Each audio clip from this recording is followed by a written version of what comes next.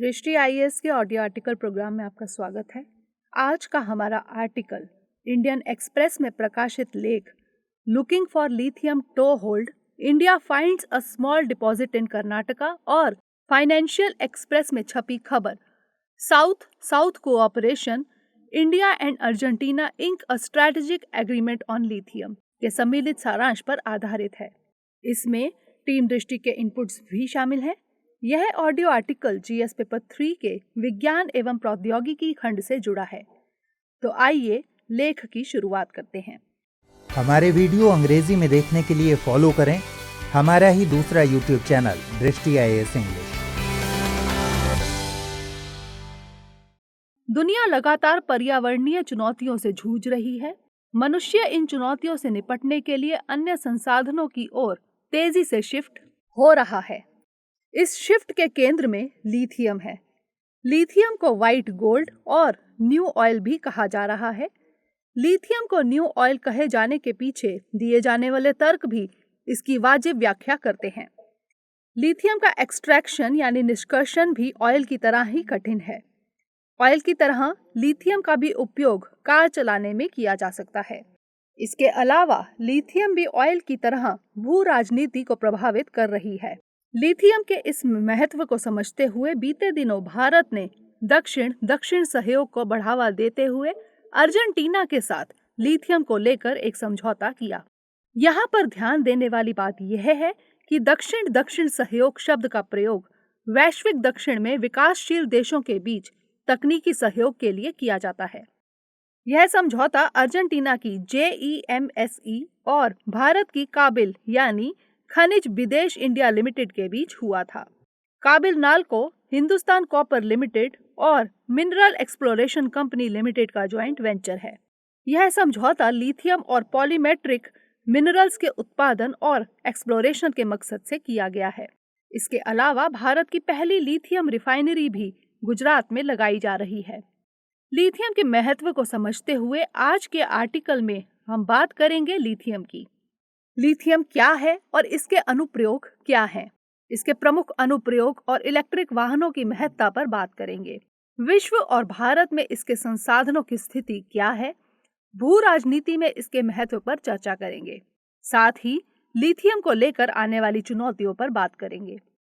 सबसे पहले बात करते हैं कि लिथियम क्या है और इसके अनुप्रयोग क्या हैं।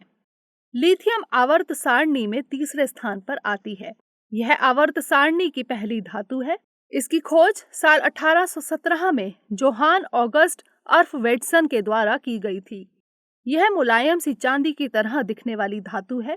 लिथियम की डेंसिटी यानी सघनता सभी धातुओं में सबसे कम होती है, इसलिए यह सबसे हल्की धातु भी है। यदि घनत्व की बात करें तो इसका मतलब प्रति इकाई आयतन पर पदार्थ की मात्रा से है। लिथियम का घनत्व जल से भी कम होता है। यह प्रकृति में धातु के रूप में नहीं पाई जाती है, लेकिन लगभग सभी आग्नेय चट्टानों और मिनरल स्प्रिंग वाटर्स में कई अन्य पदार्थों के साथ प्राप्त होती है। स्पॉड्यूमेन, पेटालाइट, लेपिडोलाइट और एम्ब्लिगोनाइट आदि लिथियम के प्रमुख खनिज हैं। लिथियम का प्रयोग कई जगहों पर किया जाता है। इनमें सबसे प्रमुख प्रयोग है सेल फोन्स, लैपटॉप और इलेक्ट्रिक एंड हाइब्रिड वाहनों की बैटरीज के तौर पर। लिथियम को ग्लासेस और सिरेमिक्स में भी मिलाया जाता है, जिससे इन्हें तापमान के परिवर्तन के लिए रेजिस्टेंट और मजबूत बनाया जा सके। इसे हीट रेजिस्टेंट ग्रीस और लुब्रिकेंट में भी प्रयोग किया जाता है। साइकेट्रिक मेडिकेशन और डेंटल सिरेमिक में भी लिथियम का इस्तेमाल होता है। लिथियम क्लोराइड का प्रयोग डिप्रेशन के ट्रीटमेंट के लिए किया जाता है। इसके अलावा लिथियम के आइसोटॉप का उपयोग ट्रिटियम के उत्पादन के लिए भी किया जाता है। ट्रिटियम का उत्पादन न्यूक्लियर मिलिट्री प्रोग्राम के लिए किया जाता है। लिथियम का कम वजन और हाई इलेक्ट्रोकेमिकल पोटेंशियल इसे रिचार्जेबल बैटरीज के लिए उपयोगी बनाता है। इन रिचार्जेबल बैटरीज का प्रयोग इलेक्ट्रिक वाहनों में किया जाता है। इलेक्ट्रिक वाहनों के उपयोग से जीवाश्म ईंधन वाले वाहनों से होने वाले उत्सर्जन को कम किया जा सकता है। इसलिए लिथियम को कार्बन उत्सर्जन कम करने के लिए भी अहम माना जा रहा है। इंटरनेशनल एनर्जी एजेंसी के ग्लोबल ईवी आउटलुक 2019 के मुताबिक साल 2018 में वैश्विक स्तर पर 5.1 मिलियन से अधिक इलेक्ट्रिक व्हीकल सड़कों पर थे। ये आंकड़े पिछले साल की तुलना में ये 2 मिलियन अधिक हैं। वैश्विक स्तर पर इलेक्ट्रिक वाहनों की महत्ता लगातार बढ़ती जा रही है।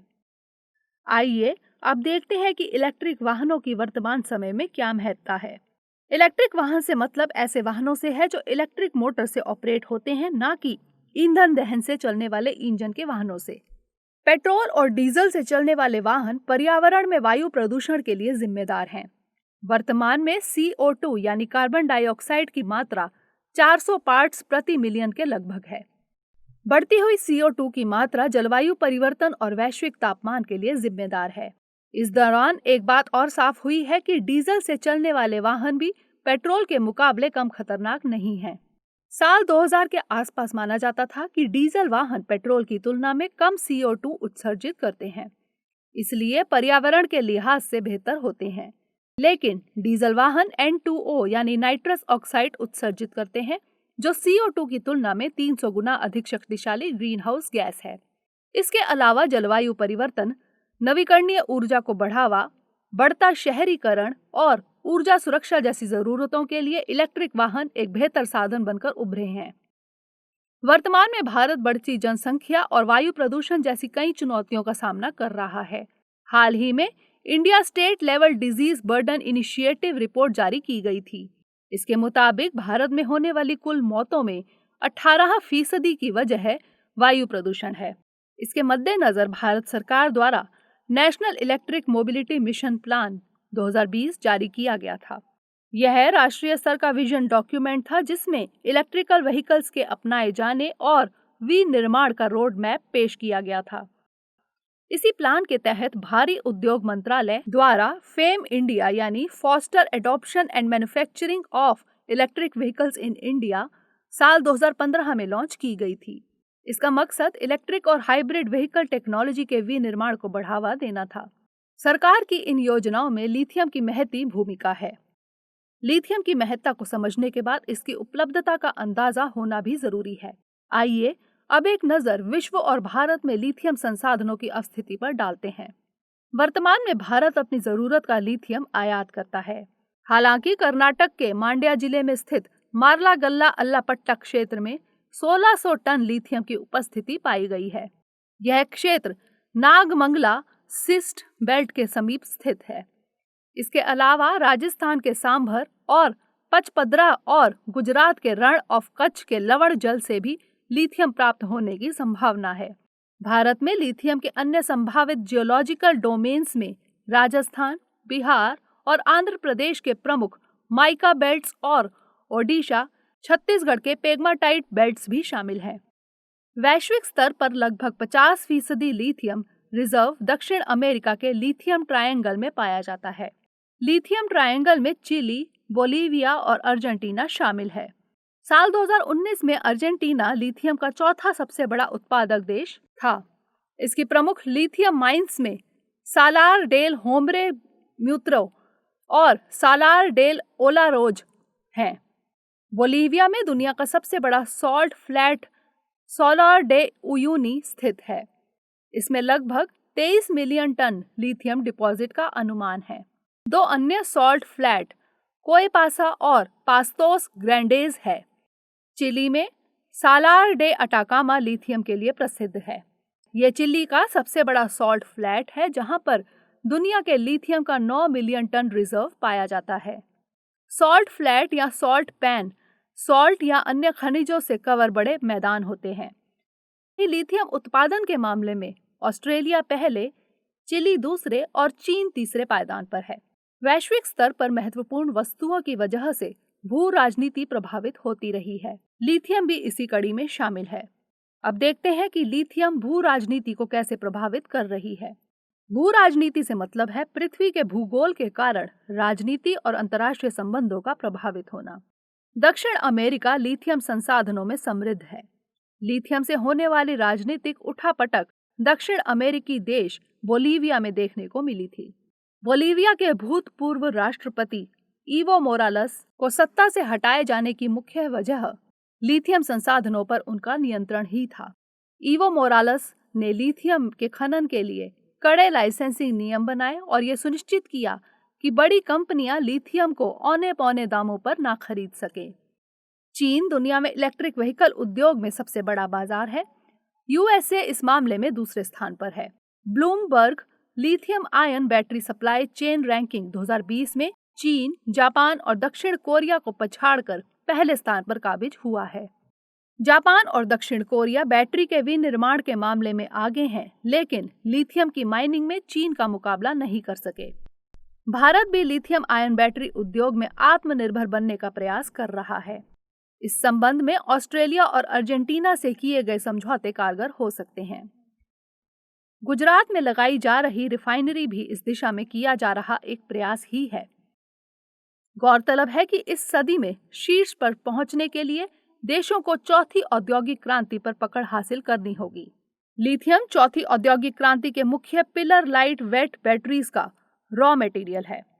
हर देश इस पर नियंत्रण पाने के लिए कूटनीतिक रणनीति का प्रयोग कर रहा है। लिथियम जहां भू राजनीति और ग्रीन इकोनॉमी में देशों को आत्मनिर्भर बनाने के लिए जरूरी है, वहीं इसे लेकर कुछ चुनौतियां भी हैं। आइए अब देखते हैं कि लिथियम को लेकर चुनौतियां क्या हैं। वायु प्रदूषण की चुनौती से निपटने के लिए इलेक्ट्रिक व्हीकल्स को अपनाया जा रहा है, लेकिन इसके लिए होने वाली लिथियम माइनिंग की वजह से ग्रेफाइट प्रदूषण बढ़ रहा है। ये कण नदियों को भी प्रदूषित कर रहे हैं। चीन और रूस की सीमा के खेतों पर ग्रेफाइट की मोटी परत देखी गई। इसके बाद वहां किसानों को फसल ना उगाने के लिए दबाव बनाया गया था। गौरतलब है कि ग्रेफाइट लिथियम आयन बैटरीज का प्रमुख हिस्सा है। लिथियम आयन बैटरीज में ग्रेफाइट, निकल, कोबाल्ट भी होते हैं। इनके निष्कर्षण की प्रक्रिया काफी कठिन है। इलेक्ट्रिक व्हीकल्स की बैटरीज की गुणवत्ता निर्धारित करेगी कि ये डीजल और पेट्रोल से चलने वाले इंजन का मुकाबला कर पाएंगे या नहीं। इसके अलावा अधिकांश लिथियम रिजर्व की अवस्थिति पर्यावरण के लिहाज से सेंसिटिव इकोसिस्टम के आसपास है। माइनिंग के चलते इनको नुकसान पहुंचता है। साल 2016 में अपर तिब्बत में लिथियम माइन से निकले एक जहरीले रसायन से आसपास की पूरी पारिस्थितिकी को गहरा नुकसान पहुंचा था। साथ ही लीकी नदी के तट पर हजारों मछलियां मृत पाई गई थी।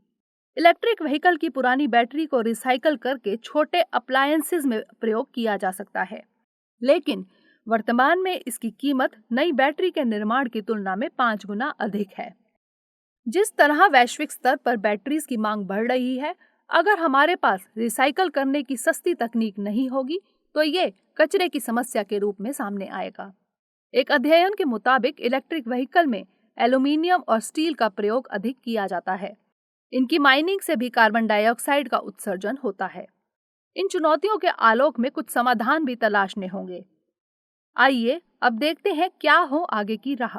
भारत के पास भरपूर मानव संसाधन है, जिसे कौशल प्रदान कर लिथियम आयन बैटरीज के विनिर्माण को बढ़ावा दिया जा सकता है। भारत अभी अवसंरचना और कंज्यूमर ट्रांजिशन से गुजर रहा है। नए अवसंरचना विकास में इलेक्ट्रिक व्हीकल के चार्जिंग पॉइंट्स आदि को फोकस किया जा सकता है। इलेक्ट्रिक व्हीकल को बढ़ावा देने से भारत के तेल आयात बिल में भी कमी आएगी।